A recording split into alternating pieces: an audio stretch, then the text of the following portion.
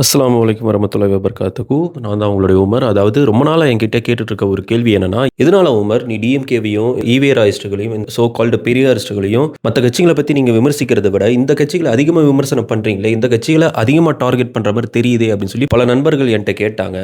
So அதுக்கான பதில் தான் இந்த வீடியோல நான் சொல்லப் போறேன். வாங்க வீடியோக்குள்ள போகலாம். ரீசென்ட்டா ஒரு டிஎம்கே இன்ஃப்ளூயன்சருடைய ஸ்டோரி நான் பார்த்துட்டு இருந்தேன். அப்போ ஒரு போஸ்ட்ட நான் பார்த்தேன். விஜய பத்தி ஒரு போஸ்ட் போட்டிருந்தாங்க. அந்த பேஜுக்குள்ள நான் போய் பார்க்கும்போது தமிழ் ஏத்தியஸ்ட் அப்படின்னு போட்டிருந்துச்சு. நான் உள்ள போய் பார்க்குறேன், ஸ்க்ரோல் பண்ணி கீழே போகிறேன். ஃபர்ஸ்ட் அந்த பேஜில் மேலாப்பில் இருக்கக்கூடிய போஸ்ட்லாம் பார்த்தீங்கன்னா, விஜய் எதிர்த்து, விஜயை திட்டி, விஜய் அபியூஸ் பண்ணி டிஎம்கேக்கு முட்டு கொடுத்து போஸ்ட்டுகள் போட்டிருப்பாங்க. ஆனால் அது கீழே ஸ்க்ரோல் பண்ணிகிட்டே போய் பார்க்கும்போது தான் அதிர்ச்சி காத்திருக்கு. பார்த்தா அவனுங்க இஸ்லாத்தை முழுக்க முழுக்க அபியூஸ் பண்ணி வச்சிருக்கானுங்க. ஸோ இந்த ஒரு போஸ்ட்டை பாருங்க. எப்ஸ்டீன் ஃபைல்ஸ் இப்போ ரீசெண்டாக ரிலீஸ் ஆகி எந்த அளவுக்கு ஒரு பெரிய பரபரப்பை உலகம் முழுக்க ஏற்படுத்தியிருக்கு அப்படின்னு சொல்லி நம்மளுக்கு தெரியும். அவன் குழந்தைங்களை நரபலி கொடுத்தவன், குழந்தைங்களை வன்புணர்வு பண்ணவன், மனித மாமிசத்தெல்லாம் சாப்பிட்ருக்கானுங்க எப்ஸ்டீன் ஃபைல்ஸில் நம்ம பார்க்கும்போது.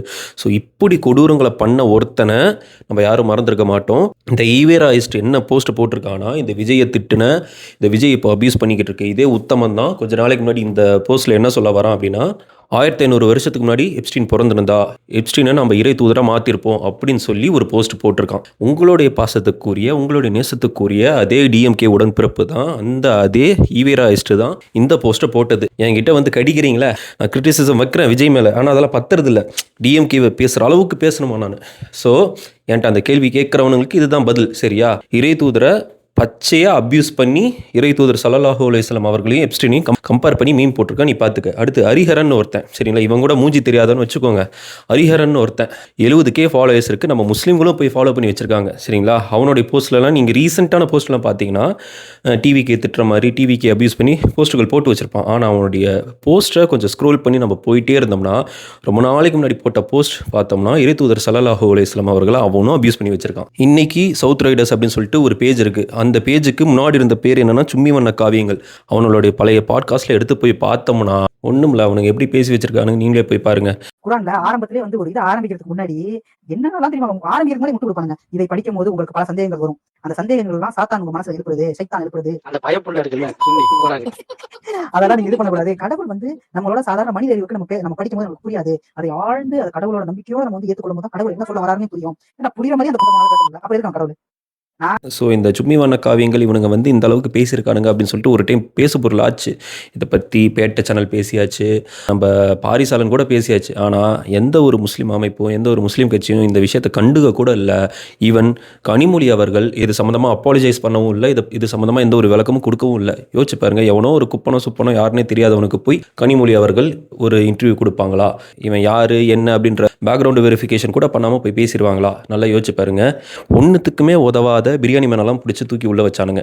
இவனுங்க மேலே ஏன் ஒரு கேஸு கூட பதியல அப்படின்னா, இவனுங்கெல்லாம் அன்அஃபிஷியலாக டிஎம்கேவோடைய ஐடி விங்காக வேலை செஞ்சானுங்க. அதனால இவனுங்க மேலே யாருமே கை வைக்கல. இதே ஒரு முஸ்லீம் இவனுங்களை மாதிரி பேசியிருந்தால் அவனுங்க மேலே 10 பிஎன்எஸ் பாஞ்சிருக்கும், மேபி யூஏபியை கூட பாஞ்சிருக்கலாம், யாருக்கு தெரியும்? என்கிட்ட திரும்ப திரும்ப ஏன் டிஎம்கேவையும் ஈவேராயிஸ்ட்டுகளையும் அதிகமாக தாக்கிட்டு இருக்கீங்க அப்படின்னு கேட்கக்கூடிய அத்தனை முஸ்லீம்களுக்கும் இதுதான் என்னோட பதில். சரியா? இதுக்கப்புறமும் இவனுங்க காலை போய் நக்குவேன் அப்படின்னு சொல்லி நீ முடிவு பண்ணேன்னா அது உன் இஷ்டம், நான் உன்னை தடுக்க முடியாது. ஏன்னா நூஹ் அலைஹிஸ்ஸலாம் சொல்லி அவருடைய பையனையே அவரால் மாற்ற முடியல. இறை தூதர் ஸல்லல்லாஹு அலைஹி வஸல்லம் அவர்கள் இஸ்லாத்தை சொல்ல ஆரம்பிக்கும் போது வெறும் 9 பேர் தான் இருந்தாங்க அந்த இடத்துல. ஸோ அவங்களாலேயே ஒன்றும் பண்ண முடியல அப்படிங்கும்போது என்னால் என்ன பண்ண முடியும்? உன்னெல்லாம் மாற்ற முடியுமா? ஃபர்ஸ்ட் ஆஃப் ஆல் எப்பட்றா ஒரு மனுஷனை பெரியார் அப்படின்னு ஏற்றுக்கிறீங்க? பெரியார்னு எப்பட்றா சொல்கிறீங்க? எனக்கு அது புரியல. குலஃபாய் ராஷிதீன்களோட மிச்சம் அப்படின்னு உலமாக்களால் அங்கீகரிக்கப்பட்ட அவுரங்கசீப் ஆலம்கீர் ரஹ்மத்துல்லாஹி அவர்கள் உனக்கு பெரியாரா தெரியல? இறை தூதர் ஸல்லல்லாஹு அலைஹி வஸல்லம் அவர்களுடைய ப்ராஃபஸியை 800 வருஷத்துக்கு அப்புறம் நிறைவேற்றி வச்ச சுல்தான் முகமது ஃபத்தி அவர்கள் உனக்கு பெரியாரா தெரியல? ஜெருசலத்தை குருசேடர்ஸ் கிட்ட இருந்து மீட்டெடுத்த சலாஹுதீன் அய்யூபி ரஹ்மத்துல்லாஹி அவர்கள் பெரியாரா தெரியல? யாருன்னே தெரியாது, அவர் என்ன பண்ணியிருக்காருன்னு தெரியாது, அவரோட புக்கையும் நீ படிச்சிருக்க மாட்டேன், ஆனால் அவரு உனக்கு பெரியார். ஈவன் காங்கிரஸ் கூட ஒரு சேர்க்கையை அவனுங்க சப்போர்ட் பண்ணும்போது உனக்கு கோவம் வரல.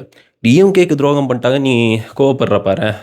உனக்கு தான் கூப்பிட்டு வச்சு அவார்டே கொடுக்கணும். அப்புறம் இந்த ஈவேராயிஸ்ட்டுகள் இந்த நண்பர்களுக்கெல்லாம் நான் சொல்லக்கூடியது ஒன்று தான். நீங்கள் போஸ்ட்லாம் போடுறீங்க, இறை தூதர் ஸல்லல்லாஹு அலைஹி வஸல்லம் அவர்களை திட்டி இஸ்லாத்தை அபியூஸ் பண்ணி போஸ்ட்லாம் போடுறீங்க, சரியா? அவதூறு பரப்புறீங்க. அதெல்லாம் ஒரு ரெக்வஸ்ட்டாக நான் என்ன சொல்கிறேன் அப்படின்னா, எலெக்ஷன் வருதுல, கிட்ட வருதுல, அந்த நேரத்தில் இந்த போஸ்ட்லாம் போடுங்க, சரிங்களா? போட்டுட்டு அப்படியே விஜயும் திட்டுங்க, சரிங்களா? அப்போ இந்த மக்களுக்கு புரியும் நீங்கள் யார் என்ன ஏதுன்னு அப்போ புரியும், சரியா? நீ தெம்பு இருந்தா தில் இருந்தா நீ வந்து எலெக்ஷன் டைமில் இந்த மாதிரியான இஸ்லாமோஃபோபிக் மீம்ஸ்லாம் போடு, சரியா? அப்போது ஒத்துக்கிறேன், உன்னுடைய தந்தை ஈவேரா தான் அப்படின்னு சொல்லிட்டு நான் ஒத்துக்கிறேன், சரியா? தேங்க்யூ.